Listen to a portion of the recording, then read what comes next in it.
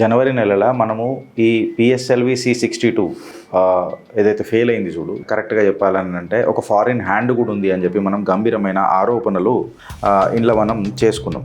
So ఇవాళ ఒక set back ఏంది అని అంటే సోషల్ మీడియాలో ఒక సర్కులేట్ అవుతుంది. ఇవాళ శ్రీహరికోట ఏదైతే సెట్ బ్యాక్ అయింది చూడు మనకి శాటిలైట్ది, మళ్ళీ ఎప్పుడైతే స్పేస్ నేషనల్ బ్రీచ్ అవుతుందో, అంటే నేషనల్ సెక్యూరిటీ మనది బ్రీచ్ అవుతుందో, అప్పుడు ప్రభుత్వాలు ఏ రకంగా హ్యాండిల్ చేయాల్సి వస్తుంది అని అనేది ఒక పెద్ద క్వశ్చన్ అయిపోయింది. ఇలా అయితే రేపటి యుద్ధం అని అనేది యుద్ధ భూమిలో జరగదు. ఇన్ఫ్యాక్ట్ చెప్పాలనంటే tomorrow's war is in space అని చెప్పి మాట్లాడతారు. అయితే ఇక్కడ మనం గుర్తుపెట్టుకోవాల్సింది ఏంటంటే ఆర్బిటాల్ గేట్వే అని అంటారు. స్పేస్ టెక్నాలజీ టర్మ్స్ అండ్ కండిషన్స్లో ఆర్బిటాల్ గేట్వే అని అంటారు. అంటే ఫస్ట్ స్టేజ్ లిఫ్ట్ చేస్తుంది, సెకండ్ స్టేజ్ శాటిలైట్ని స్టెబిలైజ్ చేస్తుంది, థర్డ్ స్టేజ్ ఏం చేస్తుందంటే orbital injection control మనకిస్తుంది.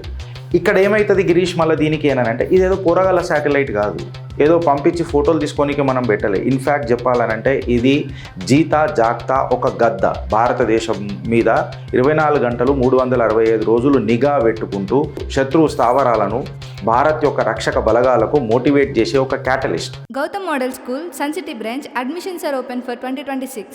No admission fee, free school uniform and also bus transportation available for nursery to 10th class. Hurry up. Address: Sun City branch opposite Kasturba Trust. Limited seats. Contact us now 8121573123 and 8977113123. నాకు తెలిసి in the month of January నెలలో మనము ఈ PSLV C62 ఏదైతే fail అయింది చూడు satellite, మనం ఆర్బిట్లో పెట్టలేకపోయినాం. Stage 3 దగ్గర రెండోసారి ఇది ఫెయిల్ అయిందని చెప్పినాం.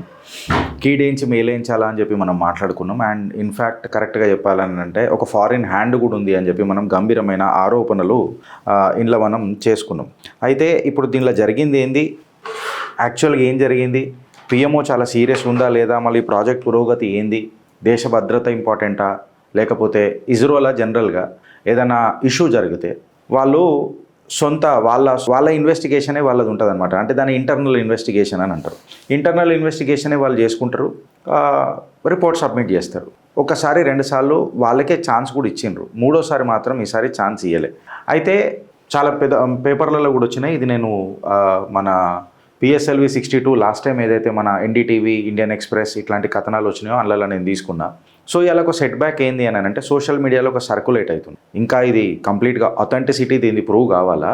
చిట్టా ఏందని అంటే ఫ్రెండ్స్, ఇది ఇవాళ శ్రీహరికోట ఏదైతే సెట్ బ్యాక్ అయింది చూడు మనకి శాటిలైట్ది, మళ్ళీ ఎప్పుడైతే స్పేస్ నేషనల్ బ్రీచ్ అవుతుందో, అంటే నేషనల్ సెక్యూరిటీ మనది బ్రీచ్ అవుతుందో, అప్పుడు ప్రభుత్వాలు ఏ రకంగా హ్యాండిల్ చేయాల్సి వస్తుంది అని అనేది ఒక పెద్ద క్వశ్చన్ అయిపోయింది ఇలా. అయితే ఒక్కసారి రాకెట్ ఫెయిల్ అయిందని అనుకోండి, మేబీ ఇంజనీరింగ్ లోపము అని అనుకోవచ్చు. బట్ అది రెండోసారి అయింది, అది కూడా సేమ్ స్టేజ్ దగ్గర అయింది అని అంటే దాన్ని ఇంజనీరింగ్ లోపము అని చెప్పి మనం అనుకోలేము. ఖచ్చితంగా ఇదేదో ఎక్స్టర్నల్ ఎవడో ఏలు పెట్టిండు, ఇదేదో పెద్ద స్ట్రాటజీయే, భారతదేశం మీద కుట్ర, భారత్ డిఫెన్స్ మీద కుట్ర అని ఖచ్చితంగా పోతుంది. బికాస్ రేపటి యుద్ధం అని అనేది యుద్ధ భూమిలో జరగదు. ఇన్ఫ్యాక్ట్ చెప్పాలనంటే tomorrow's war is in space అని చెప్పి మాట్లాడతారు.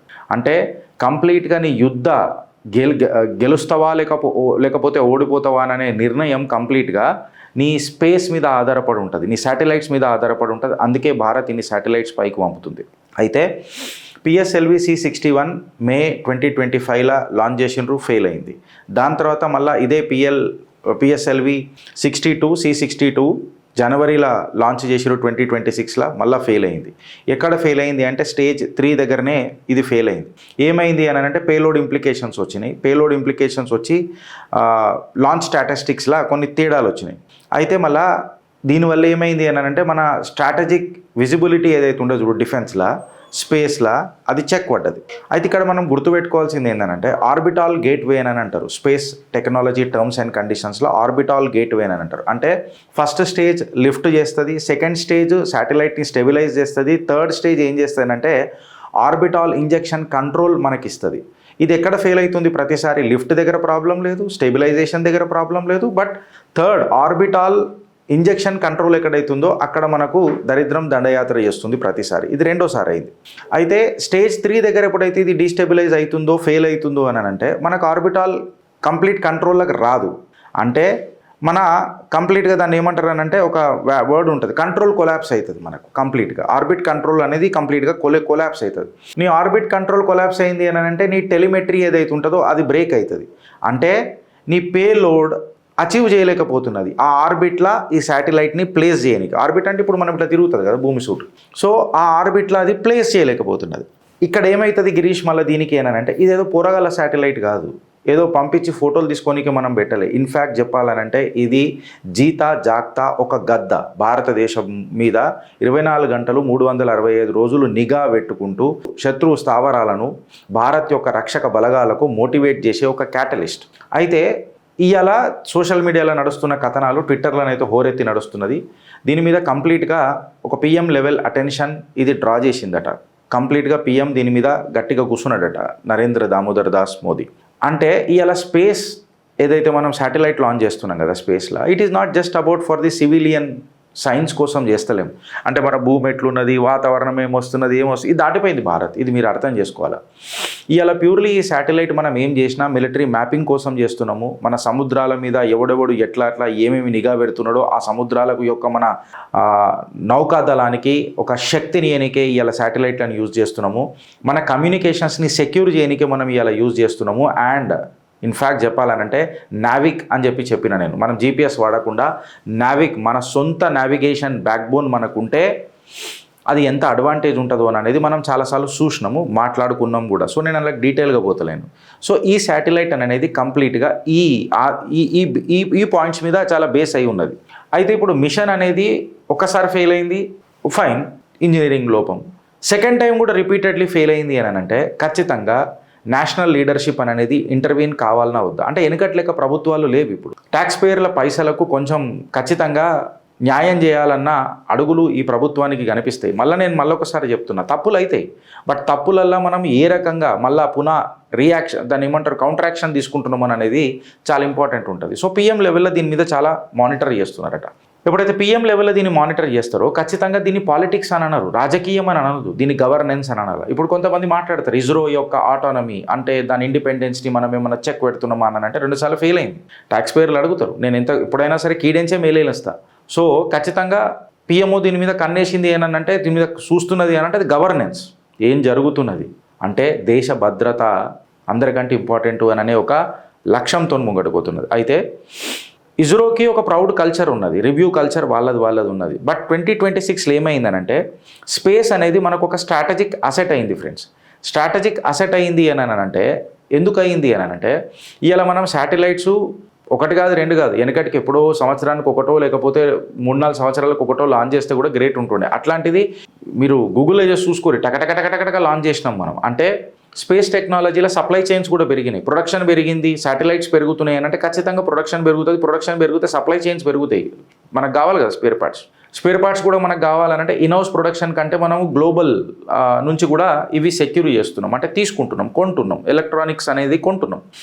సో ఎలక్ట్రానిక్స్ ఎప్పుడైతే బయట నుంచి మనం కొంటున్నామో ఒక సెన్సిటివ్ టాపిక్ అనేది మనందరికీ దృష్టికి వస్తుంది. నేను ఎవరిని బద్నాం చేయదలుచుకోలే ఈ స్టేజ్లో, బట్ ఒక సెన్సిటివ్ టాపిక్ వస్తుంది. ఏంటంటే హైబ్రిడ్ వార్ఫేర్ అని అంటారు.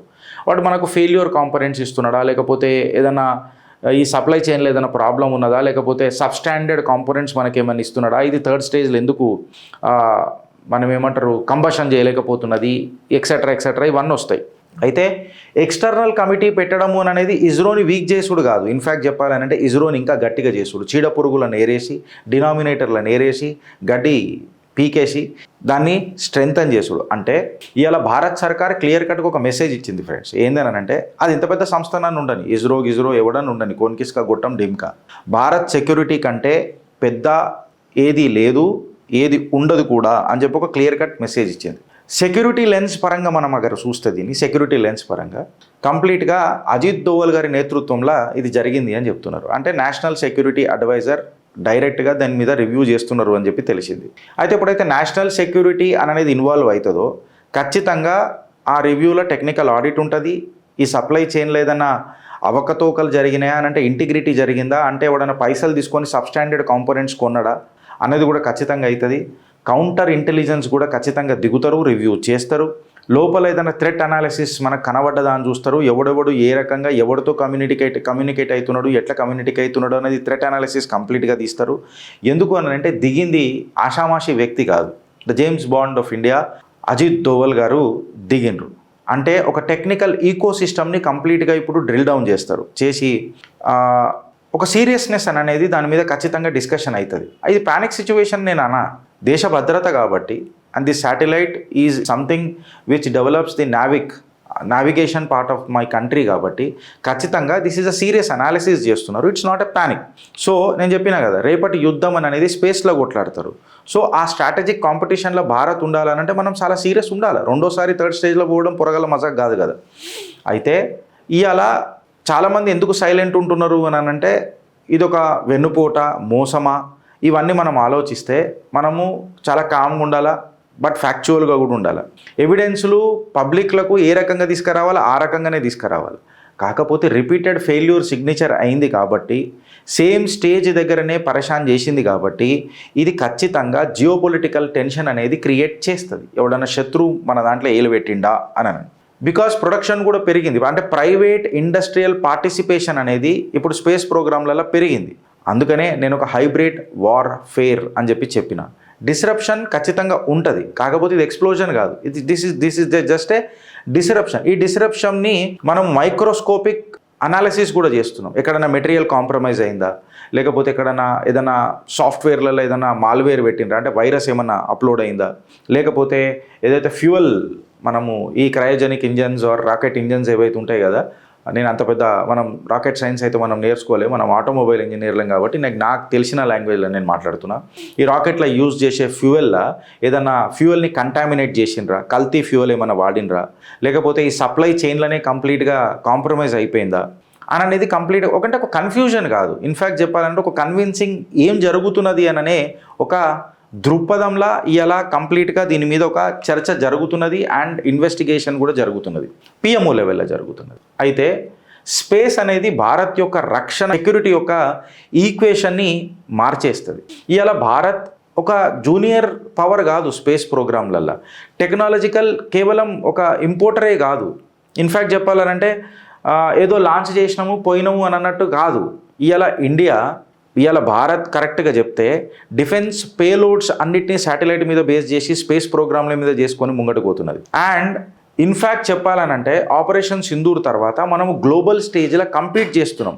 మన స్పేస్ ప్రోగ్రామ్స్ అంత గట్టిగా లేకపోయినుంటే మన రక్షక బలగాలకు ఇన్ఫ్యాక్ట్ అంత ఏమంటారు హెల్పింగ్ హ్యాండ్ ఉండదు.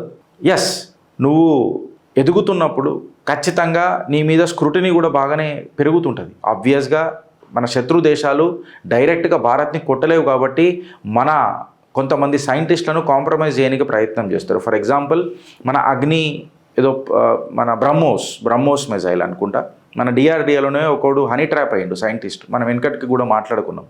సో ఇట్లాంటివి జరుగుతూ ఉంటాయి. నువ్వు ఎదుగుతుంటావు, అపోజిషన్ కూడా ఎదుగుతుంటుంది, శత్రువు కూడా ఎదుగుతుంటాడు, ఆడ ఆలోచిస్తూ ఉంటాడు. అప్పుడు మనము కరెక్ట్ అయిన అడుగులు వేసుకుంటూ పోతేనే ఈ జియో పొలిటికల్ సినారియోలా ఈ రియాలిటీలా మనం బతకగలుగుతాం. ఏదో గుడ్డి గుర్రాల పండ్లు తోమినట్టు అయిపోయింది కదా, ఇస్రోకి అప్పచెప్దామా మళ్ళా అనంటే మూడోసారి ఫెయిల్ అయితే అనేది ఒకటి క్వశ్చన్.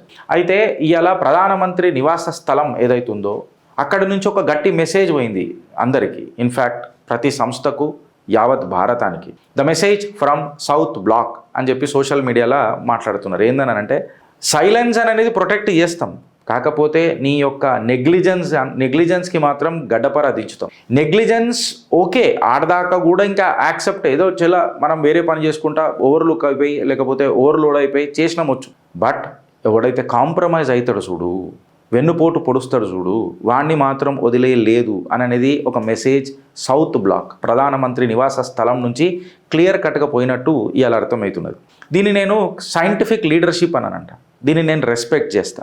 ఎందుకు అనంటే ఒక ట్రాన్స్పరెన్సీకి దారితీస్తుంది, ఇండిపెండెన్స్కి దారితీస్తుంది.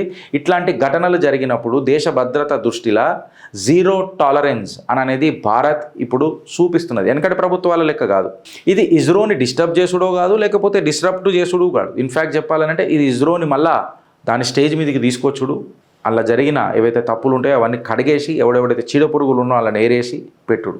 ఇది ఒక కాంప్లసెన్సీ ఎరా అని చెప్పి మాట్లాడుకుంటే అది తప్పు అవుతుంది ఫ్రెండ్స్. ఎందుకనంటే ఇస్రో ఇప్పటిదాకా చేసిన సక్సెస్ నా భూతో నా భవిష్యత్.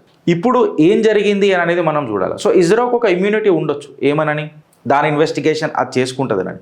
కాకపోతే క్వాలిటీ అష్యూరెన్స్లో ఎప్పుడైతే ఇష్యూ జరిగిందో ఖచ్చితంగా ఈ క్వాలిటీ అష్యూరెన్స్ని మనము ఇన్వెస్టిగేట్ చేయాలన్నా వద్దా, దర్యాప్తు చేయాలన్నా వద్దా, ఎక్కడెక్కడైతే ఓవర్ సైట్ జరిగిందో ఆ వీక్నెస్ని మనం కనిపెట్టాలన్నా వద్దా, కరెక్షన్ అనేది నెససరీయా కాదా, మీ కమెంట్ రూపంలో చెప్పుంటారు. ఇది యాంటీ సైన్స్ కాదు ఫ్రెండ్స్. సోషల్ మీడియాలో వస్తున్న కథనాలే ఉండొచ్చు, నేను కాదని అంటలేను, బట్ ఖచ్చితంగా దీని మీద దర్యాప్తు అయితే చేస్తాడు నా దేశ ప్రధాని. నాకంటే ఎక్కువ ఆయన మీద నమ్మకం. సో ఖచ్చితంగా ఇది యాంటీ సైన్స్ కాదు. కాకపోతే నేను దీన్ని ప్రో నేషన్ అని చెప్పి మాట్లాడతాను. ఇది ప్రో నేషన్ అని ఎందుకు మాట్లాడతానంటే ఇవాళ భారత్ 2026లో ఉన్న భారత్ 1996లో ఉన్న భారత్ కాదు, ఇంకా తర్జన భర్జన చేసుకుంటూ కూసోదు. And Bharat as understood it's ఏమంటారు strengths and space is our defence infrastructure today. So దీని మీద ఖచ్చితంగా దర్యాప్తు జరుగుతున్నది కూడా, అంత తేలిక మాత్రం వదిలిపెట్టరు. ఇది ఇప్పటిదాకా సోషల్ మీడియాలో ట్రెండ్ అయిన చిట్టా ఫ్రెండ్స్. అబ్సల్యూట్గా ఏ రకంగా దర్యాప్తు లోపల జరుగుతుంది, అజిత్ దోవల్ గారి ఫైండింగ్స్ ఏంది, ఇదంతా క్లాసిఫైడ్ ఇన్ఫర్మేషన్ ఉంటుంది. ఖచ్చితంగా అది బయటికి రాదు, వచ్చినా మనం చెప్పొద్దు. సో మీకు తెలిసినా అట్లాంటివి బయట మాట్లాడకండి. ఎవరెవరైనా సెన్సిటివ్ ఉద్యోగాలు చేస్తూ ఉంటారు, నేను అలాగే చెప్తున్నా. ఇది చాలా సెన్సిటివ్ ఇన్ఫర్మేషన్లు. సోషల్ మీడియాలో ఎంతవరకు మాట్లాడాలో గంతవరకే మాట్లాడాలా. నేను అందుకే పేపర్లో వచ్చిన కథనాన్ని ప్లస్ ఇన్వెస్టిగేషన్ జరగాల కూడా ప్రో నేషన్ దృష్టిలో పెట్టుకునే మాట్లాడుతున్నా. సో దయచేసి దేశ భద్రత దృష్టిరీత్యా అనవసరంగా స్లిప్ ఆఫ్ టంగ్ చేసుకోవద్దు, అనవసరమైన పంచాయతీలు కొని తెచ్చుకోవద్దు. భారత్ మాతాకి జై.